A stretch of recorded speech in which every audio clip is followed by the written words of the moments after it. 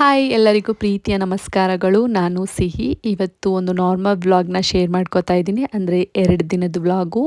ಇದು day first ಅಂದರೆ day 1 vlog. ಅವತ್ತು ನಾನು ಸ್ವಲ್ಪ ಆಯಿಲಿಂಗ್ ಮಾಡೋಣ ಅಥವಾ ಟೋನರ್ ಏನಾದರೂ ಅಪ್ಲೈ ಮಾಡೋಣ ಅಂತ ಅಂದ್ಕೊಂಡೆ. ಸೊ ಬೆಟರ್ ಟೋನರ್‌ಗೆ ಸ್ವಲ್ಪ ಆಯಿಲ್ ಹಾಕ್ಕೊಂಡು ಅಪ್ಲೈ ಮಾಡಿ ನೈಟು ಸ್ವಲ್ಪ ಅಗೈನ್ ಸ್ಕ್ಯಾಲ್ಪಿಗೆ ಒಂದು ಸ್ವಲ್ಪ ಆಯಿಲ್ ಹಾಕಿದ್ರೆ ಆಗುತ್ತೆ ಅಂತ ಹೇಳಿ ನಾನು ಟೋನರಿಗೆ ಅಂದರೆ ಹೋಮ್ ಮೇಡ್ ಟೋನರ್ ಅದಕ್ಕೆ ಸ್ವಲ್ಪ ನನ್ನ ಫೇವ್ರೆಟ್ ಆಯಿಲ್ ಮಿಕ್ಸ್ ಮಾಡಿಕೊಂಡು ಅಂದರೆ ಸ್ವಲ್ಪ ಆಯುರ್ವೇದಿಕ್ ಆಯಿಲ್ನ ಮಿಕ್ಸ್ ಮಾಡಿಕೊಂಡು ಕಂಪ್ಲೀಟ್ ಸ್ಕ್ಯಾಲ್ಪಿಗೆ ನಾನಿಲ್ಲಿ ಸ್ಪ್ರೇ ಮಾಡ್ತಾ ಇದ್ದೀನಿ. ಸೊ ಟೋನರ್ ಯಾವುದು ಅಂತ ಅಂದರೆ ರೈಸು ಮತ್ತು ಮೇಥಿ ಅದರದ್ದು ಟೋನರ್ ಹಳೆ ವಿಡಿಯೋದಲ್ಲಿದೆ, ನೋಡಿದ್ರೆ ನೀವು ಚೆಕ್ ಮಾಡ್ಬೋದು.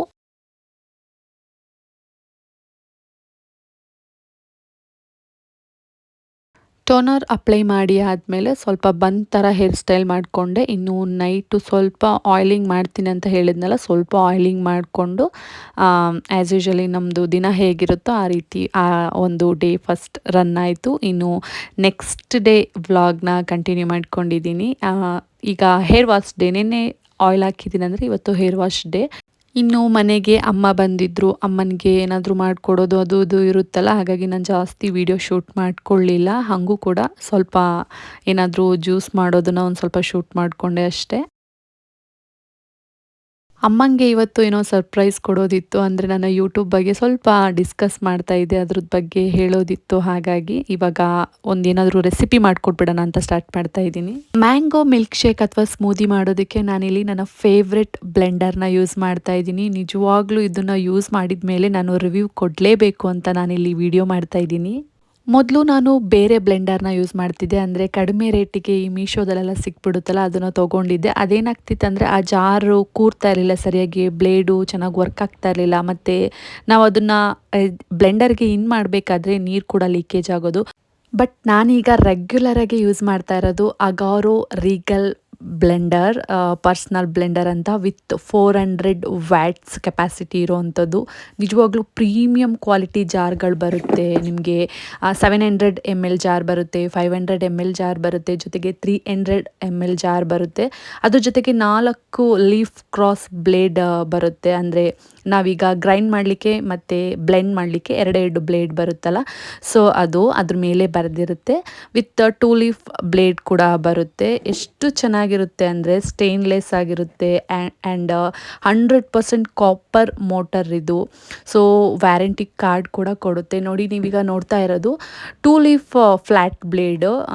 ಅದು ನಾವು ಗ್ರೈಂಡ್ ಅಂದರೆ ಚಟ್ನಿ ಮತ್ತು ಈ ಕಾಳುಗಳು ಮತ್ತು ಡ್ರೈ ಫ್ರೂಟ್ಸ್ ಅದನ್ನೆಲ್ಲವೂ ಕೂಡ ನಾವು ರುಬ್ಬೋದಕ್ಕೆ ನೀಟಾಗಿ ಅಂದರೆ ಒಳ್ಳೆ ಥರದಲ್ಲಿ ಯೂಸ್ ಆಗುತ್ತೆ. ಇನ್ನು 4 ಲೀಫ್ ಕ್ರಾಸ್ ಬ್ಲೇಡು ನಾವು ಸ್ಮೂದಿ, ಮಿಲ್ಕ್ ಶೇಕ್ ಮತ್ತು ಈಗ ಕೆಲವೊಂದು ಕೋಲ್ಡ್ ಕಾಫಿ ಅದನ್ನೆಲ್ಲ ಮಾಡಲಿಕ್ಕೆ ಯೂಸ್ ಮಾಡ್ಬೋದು.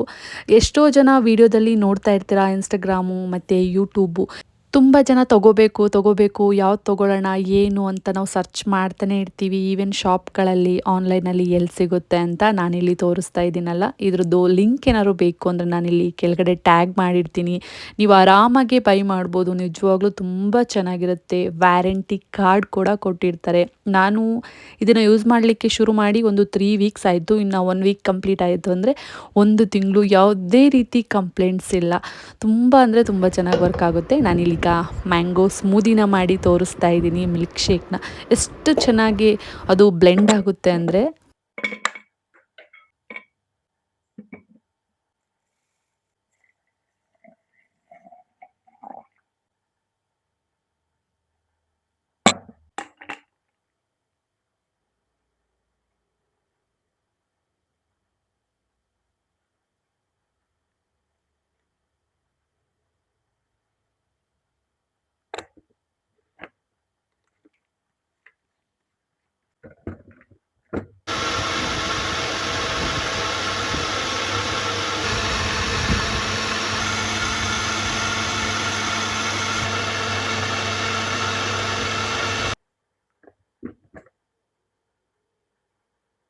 ಸ್ವಲ್ಪ ಟೈಮ್ ತೊಗೊಳುತ್ತೆ ಅಷ್ಟೇ. ಬೇಗ ಒಂದು ಸ್ಮೂದಿ ಜ್ಯೂಸು ರೆಡಿ ಆಗಿಬಿಡುತ್ತೆ. ಆ್ಯಂಡ್ ನೀಟಾಗಿ ಪೇಸ್ಟ್ ಆಗಿರುತ್ತೆ. ಯಾವುದೇ ರೀತಿ ತರಿ ತರಿ ಆ ಥರ ಎಲ್ಲ ಬರೋದಿಲ್ಲ.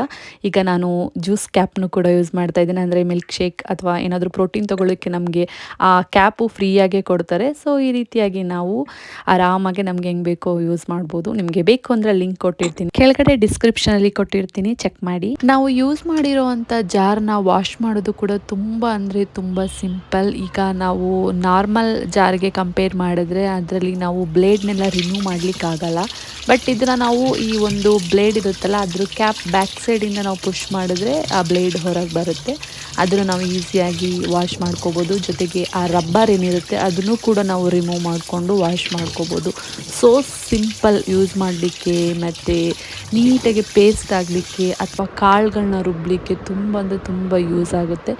ಬೇಕು ಅಂದರೆ ಇಂಟ್ರೆಸ್ಟ್ ಇದ್ದರೆ ಬೈ ಮಾಡ್ಬೋದು, ಲಿಂಕ್ ಕೊಟ್ಟಿರ್ತೀನಿ. ಯಾರೆಲ್ಲ ನನ್ನ ವಿಡಿಯೋ ನೋಡ್ತಾ ಇದ್ದೀರಾ ಎಲ್ಲರಿಗೂ ವೆಲ್ಕಮ್. ಆ್ಯಂಡ್ ಹೊಸದಾಗಿ ಯಾರೆಲ್ಲ ನನ್ನ ವೀಡಿಯೋಸ್ ನೋಡ್ತಾ ಇದ್ದೀರಾ ಅವರಿಗೆ ನಮ್ಮ ಚಾನಲ್ಗೆ ವೆಲ್ಕಮ್ ಹೇಳ್ತಾ ಈ ವಿಡಿಯೋನ ಸ್ಟಾರ್ಟ್ ಮಾಡ್ತಾ ಇದ್ದೀನಿ. ನನ್ನ ಯೂಟ್ಯೂಬ್ ಸ್ಯಾಲ್ರಿ ಬಗ್ಗೆ ನಾನು ರಿವೀಲ್ ಮಾಡ್ತಾ ಇದ್ದೀನಿ.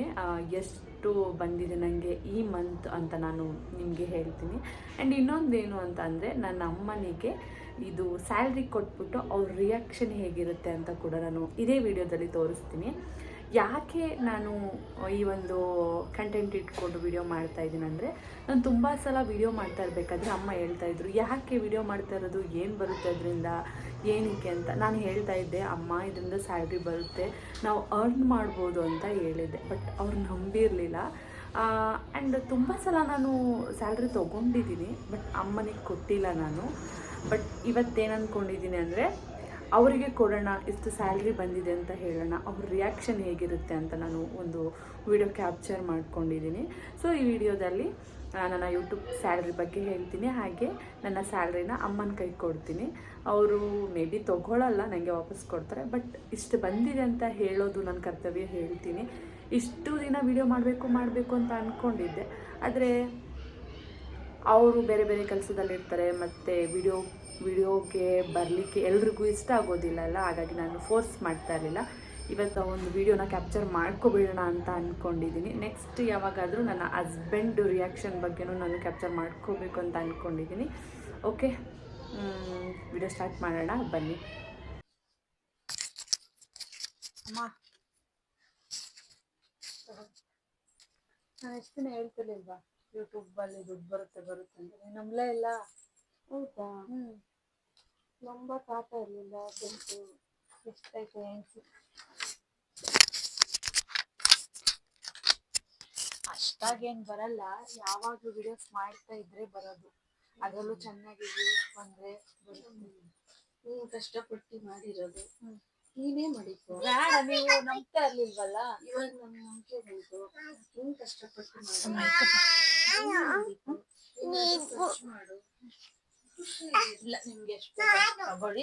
ನಿಂದ ತಗೊಳ್ಳಿ, ಅಮ್ಮಂಗೆ ಏನೋ ಕೊಟ್ಟಿದ್ದೀನಿ ನಾನು. ಅದು ಹೆಂಗೆ ಗೊತ್ತಾ ಅಮ್ಮ, ಕೊಡಪ್ಪ ಇಲ್ಲಿ ಒಂದು ನಿಮಿಷ. ಹೆಂಗೆ ಗೊತ್ತಾ, ಈಗ ನಾವು ವಿಡಿಯೋಸ್ ಹಾಕ್ತಾ ಇರಬೇಕು, ಇನ್ಫಾರ್ಮೇಟಿವ್, ಯಾರಿಗಾರು ಯೂಸ್ ಆಗೋವಂಥದ್ದು. ಈಗ ನಮ್ಮಲ್ಲಿ ಏನಾದರೂ ಇರುತ್ತೆ, ಕೆಲವೊಬ್ರು ಹಾಕ್ತಾರೆ, ಕೆಲವೊಬ್ರು ಟಿಪ್ಸ್ ಹಾಕ್ತಾರೆ, ಅದು ಅವ್ರವ್ರಿಗೆ ಬಿಟ್ಟಿದ್ದು. ಅದು ಜನ ಇಷ್ಟಪಟ್ಟು ನೋಡಿದ್ರೆ ಇಷ್ಟು ಅಂತ. ಸ್ಯಾಲ್ರಿ ತರ ಕಷ್ಟಪಟ್ಟು ಬರುತ್ತೆ, ಇರು ಮಗ, ಬರುತ್ತೆ. ಅವ್ರವ್ರದ್ದು ಕೇಪಬಿಲಿಟಿ ಹೆಂಗಿರುತ್ತೆ ಹಂಗೆ.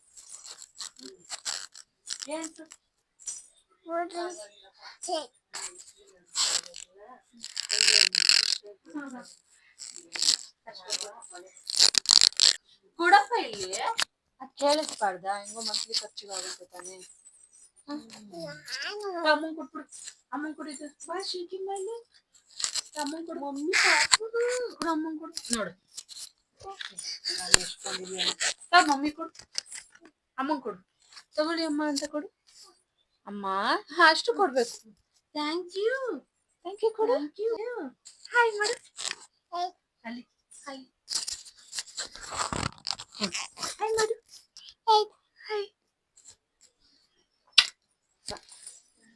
ಎಸ್, ನೋಡಿದ್ರಲ್ಲ ಅಮ್ಮನ ರಿಯಾಕ್ಷನ್ ಹೇಗಿತ್ತು ಅಂತ.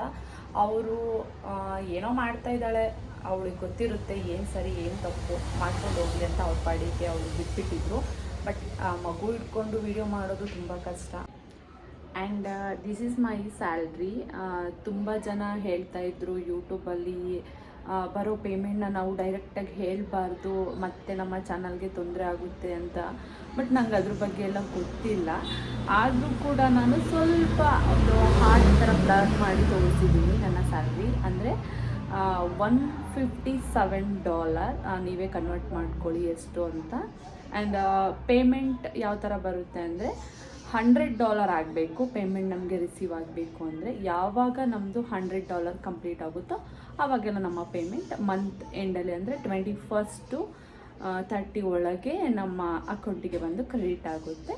So this is my salary details. ಇನ್ನೂ ಜಾಸ್ತಿ ಬಂದಾಗ ನಾನು ಶೇರ್ ಮಾಡ್ಕೋತೀನಿ.